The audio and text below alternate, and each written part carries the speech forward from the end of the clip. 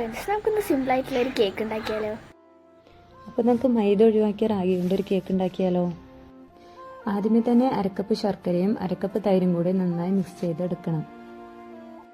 അപ്പോൾ ശർക്കര ആയതുകൊണ്ട് തന്നെ കുറച്ച് ടൈം വേണ്ടി വന്നു കേട്ടോ ഇതൊന്ന് മിക്സ് ചെയ്തെടുക്കാൻ. ഇനി ഇതിലോട്ട് 1/4 കപ്പ് ഓയിലും അരക്കപ്പ് പാലും കൂടെ ചേർത്ത് നന്നായി മിക്സ് ചെയ്യാം. ഇനി ഇതിലോട്ട് 3/4 cup ragi powder, 2 tablespoon cocoa powder, 1 teaspoon baking powder, 1/4 teaspoon baking soda, പിന്നെ കുറച്ച് ഉപ്പ് കൂടി ആഡ് ചെയ്യാം. ഇനി ഇത് പതിയെ ഇളക്കി മിക്സ് ചെയ്തെടുക്കണം.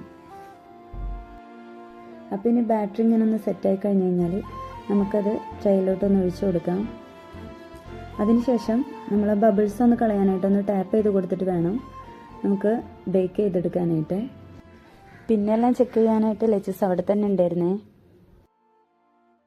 അങ്ങനെ കേക്ക് നമുക്ക് നല്ല രീതിയിൽ തന്നെ ബേക്കായി കിട്ടിയിട്ടുണ്ട്. ഇനി നമുക്കതൊന്ന് തണുക്കാനായിട്ട് കുറച്ച് നേരം മാറ്റി വയ്ക്കാം. ഇനി നമുക്ക് മെൽറ്റാക്കി വെച്ചിരിക്കുന്ന ചോക്ലേറ്റ് ഒന്ന് ഒഴിച്ചു കൊടുക്കാം. മേലെ കുറച്ച് ബദാമും കൂടെ ആഡ് ചെയ്ത് കൊടുക്കാം. അപ്പോൾ അങ്ങനെ നമ്മുടെ സോഫ്റ്റ് ആയിട്ടുള്ള റാഗി കേക്ക് ഇവിടെ റെഡി ആയിട്ടുണ്ടേ. അപ്പോൾ ടേസ്റ്റ് എങ്ങനെയുണ്ടോ ചോദിച്ചപ്പോൾ ഒരാളിവിടെ തലയാട്ടിരിപ്പാണ്. അപ്പോൾ നിച്ചു, എങ്ങനെയുണ്ട്? ഇഷ്ടമായ? സൂപ്പർ.